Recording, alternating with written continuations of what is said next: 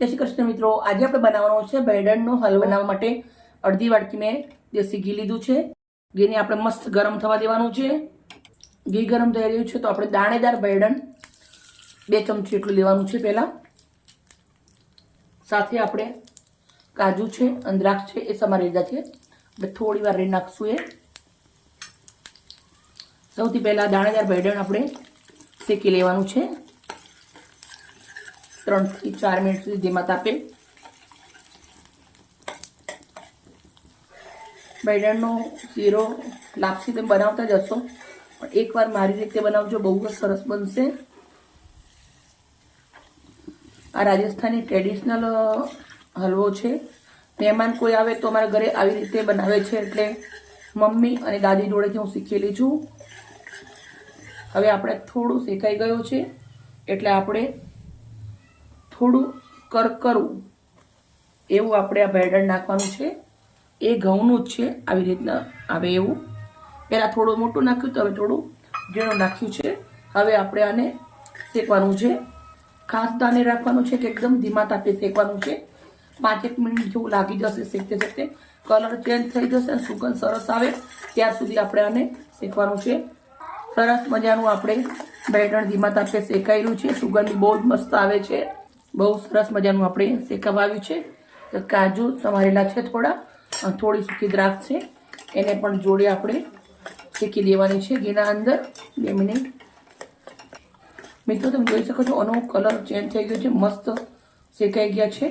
તો હવે આપણે અંદર સાથે ઇલાયચીના દાણા નીકળે છે અને વરિયાળી નાખવાની છે। વરિયાળી ટેસ્ટ બહુ જ સરસ આવે। વરિયાળી નાખ્યા પછી આપણે 1 મિનિટ સુધી શેકી લેવાનું છે।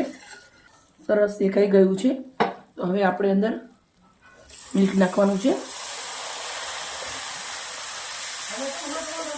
હવે આપણે સરસ મજાનું એને શેકી લેશું।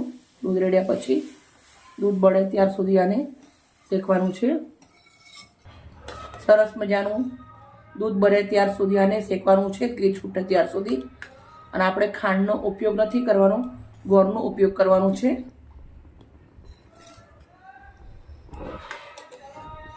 મિત્રો દૂધનો ભાગ બધો જ બળી ગયો છે, તમે જોઈ શકો છો। હવે આપણે 1 વાટકી ગોળ સમારી નાખ્યો છે એ નાખી દેવાનું છે।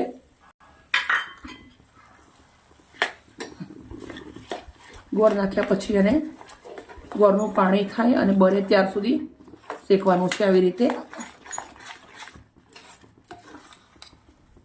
તમે ખાંડ બી નાખી શકો છો, પણ સેહત માટે ગોળ સરસ રહે એટલે ગોળનો ઉપયોગ કર્યો છે મેં। અમારે રાજસ્થાનના અંદર ગોળ જ નાખે છે ઘરે। સરસ શેકી લેશું। સરસ મજાનો આપણો હલવો બની રેડી થઈ ગયો છે। કઢાઈ છોડી રહી છે, તમે જોઈ શકો છો। તો આપણે એને સર્વ કરશું। ગેસને બંધ કરી દઉં છું।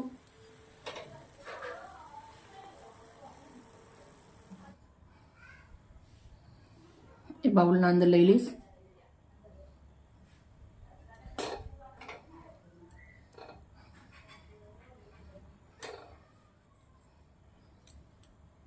રેડી।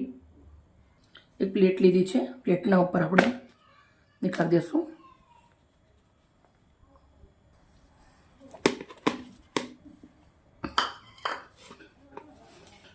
મિત્રો તમે જોઈ શકો છો બહુ સરસ મજાનો હલવો બની અને રેડી થઈ ગયો છે। કંઈ પણ જાતનું સજાવવું નથી, એમને જ બહુ સરસ લાગે છે। મિત્રો અમારી મહેનત સારી લાગે તો પ્લીઝ એક લાઈક કરજો, દોસ્તોને શેર કરજો અને આવી જ મજેદાર રેસીપી કાલે મળીશું। કે બાય બાય।